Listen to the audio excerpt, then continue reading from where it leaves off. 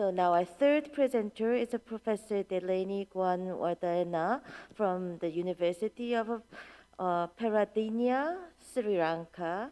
And she's an economist, and today she will talk about the gender, development, and care economy in Sri Lanka, and what challenges and opportunities lay in that region.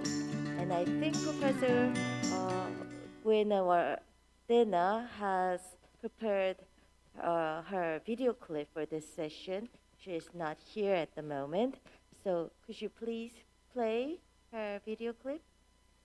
Good afternoon. It gives me great pleasure to be here on day 2 of the 2022 International Care Conference on Aging Societies and Care Economy, Gender, Transnational Migration and Development. And I'm going to speak on gender development and the care economy in Sri Lanka, challenges and opportunities. I'm Dileni Gunewardena, Professor of Economics at the University of Peradeniya, Sri Lanka. And I'd like to acknowledge my colleagues from Verite Research, Ashwin Pereira and Hasna Munas, who have contributed to the analysis that will be presented here. I'll speak first on gender inequality in Sri Lanka, some indicators. I'll then move on to talk about perceptions and issues relating to care work in Sri Lanka. I'll then present evidence from the National Time Use Survey 2017 on intra-household allocation of unpaid work and care work. And finally, I'll speak about the tasks, challenges, and opportunities of influencing policy. Sri Lanka has achieved near gender equity in health and education, but economic opportunity lags behind. As the Global Gender Gap Index presented by the World Economic Forum shows, we do very well on educational attainment and health and survival, but poorly on political empowerment and economic participation and opportunity. Female labor force participation is low at 32% compared to male labor force participation at 72%. Gender earnings inequality is persistent, and there is both horizontal and vertical gender segregation. Sri Lanka, when compared with emerging market and ASEAN peers, has poor economic participation and opportunity despite performing well on education. 52% of the Sri Lankan population are women, but only 30% of the labor force are women. 34% of the employed are women, with a slightly higher share in the estate or plantation sector and in the private sector, which includes both formal and informal. And only 23% of public sector employees are women. 40% of the formal sector are women, while 30% of the informal sector are women. Looking at the distribution by gender, by employment status, 22% of employees are women, 13% of employers are women, and 27% of own account workers are women. But an overwhelming 80% of unpaid family workers are women. The female unemployment rate at 6% is double that of the male unemployment rate, and 56% of the unemployed are women. 70% of the inactive are women, and half of them identify as household workers.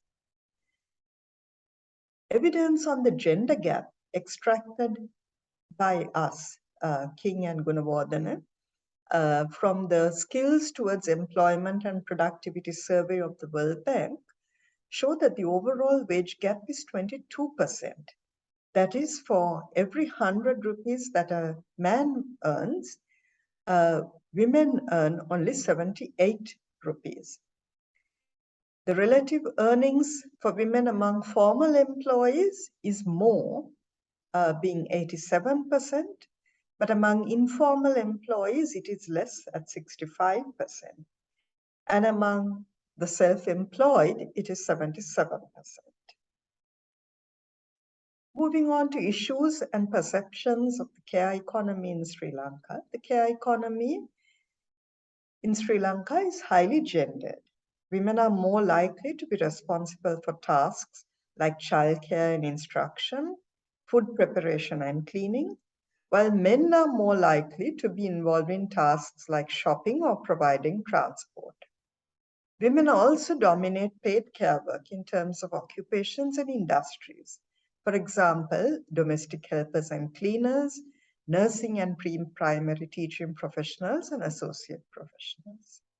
Sri Lankan women are also providers of care to households in other countries and are increasingly becoming part of a global care chain. 82% of Sri Lankan women migrating overseas work as domestic workers, mostly on temporary contracts. Kottagoda 2017 notes that care is often conflated with notions of altruism, unselfishness, and self-sacrifice rooted in the family and related to a system of a gender division of labor, where women are seen to play the key role as caregivers, while work is commonly understood as activity that brings in monetary income, having a job, looking for or engaged in employment. Disenza and others in 2021 highlight a much larger part of women's work compared to men's tends to be invisible or at risk of being underreported or simply not measured at all in official statistics. Many women are sandwiched between dual care responsibilities, looking after both their children and parents, as reported by the Asian Development Bank in two reports in 2020 and 2021. Withers in 2017 also argues that since informal employment accounts for nearly 2/3 of all economic activity in Sri Lanka, productive and reproductive life is frequently interwoven, and many women who are categorized as economically inactive also perform informal productive labor, and women categorized as economically active are equally involved in the demands of reproductive labor. According to the Annual Labour Force Survey 2020, 76.6% of contributing family workers are female. So a neat delineation between work and care roles based on the assumption of mutual exclusivity renders much of the work performed by Sri Lankan women, paid or unpaid, productive or reproductive, largely invisible. Jayashankar and Gunewardena found that the burden of domestic and care work remains the domain of women, even when they shoulder the burden of primary income that has shifted onto women. The reality of such gendered expectations of care is especially apparent in the case of female migrant workers. Historically, women have made up most of Sri Lanka's labor migrants through the commodification of care as a valuable foreign exchange earner. However, the sheer number of migrant care workers complicates the work-care nexus by creating a commensurate local care deficit in the wake of women's physical absence. Withers 2017 argues that in Sri Lanka, the politics of women's work and care are deeply embedded in the concept of nationhood, with women traditionally being portrayed as nurturers and caregivers to the nation. Gunewardena 2018 suggests that in post-war contexts, there is often a push to deepen traditional or pre-war gender norms, meanings, and practices. In Sri Lanka, these norms are centered on women's roles as respectable wives and mothers, as well as their symbolic status as bearers of national culture. But despite the veneration of women's caring roles, the disproportionate labor of care work remains under-recognized. The losses to the economy from persisting gender inequality are considerable, amounting to 20% of per capita income.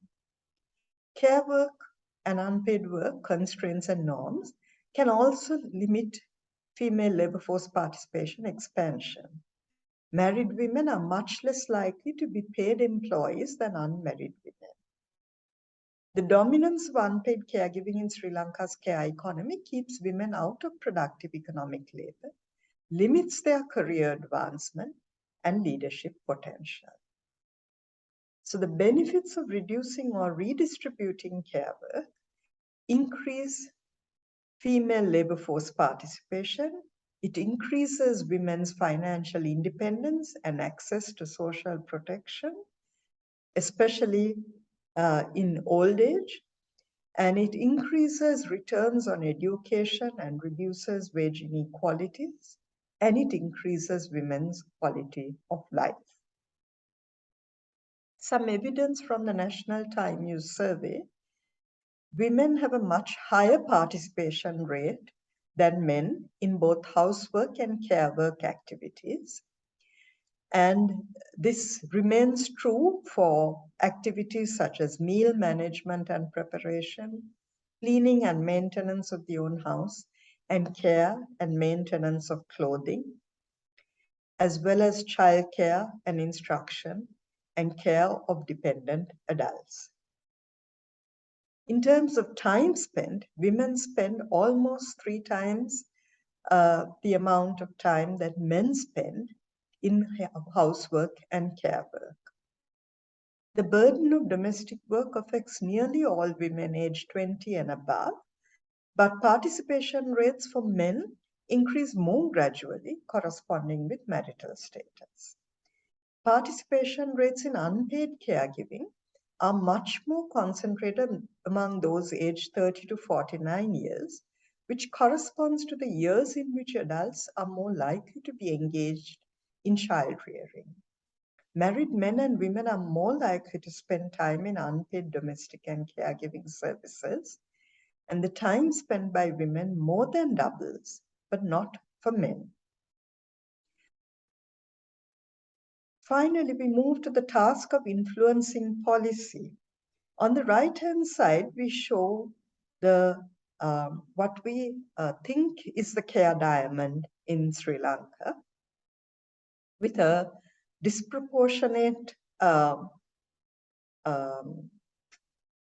share being borne by families and households and communities, and less by the state and even less by markets. And we propose that this should be redistributed, with more being supported by the state and markets. And for this, we need to generate evidence, engage stakeholders, and then work with policymakers to design and propose solutions.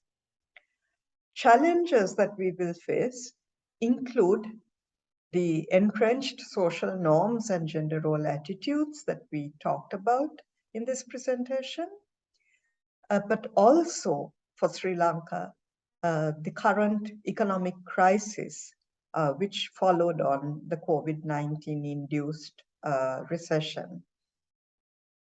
But this crisis can also be an opportunity. Female labor force participation is seen as a key ingredient in economic recovery. And the care economy can be seen as both a way of removing a constraint that prevents female labor force participation, as well as an engine of growth as it hires more women as well. There's also, because of the economic crisis and the hardship that many families are undergoing, there is more of a likelihood that social protection will be viewed as important. And so there is a possibility that care as part of social protection can be promoted. 2 existing features work also as opportunities. One is the National Early Childhood and Care Development policy for children between the ages of 0 and 5, which measures very nicely with childcare objectives and goals.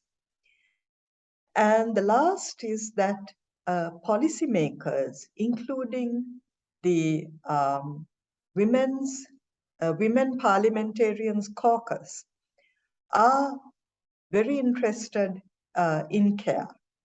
And so they are potential champions of care provision in Sri Lanka. Thank you so much for hearing and the presentation. We all thank Professor Gunewardena for her wonderful remarks about the Sri Lanka case.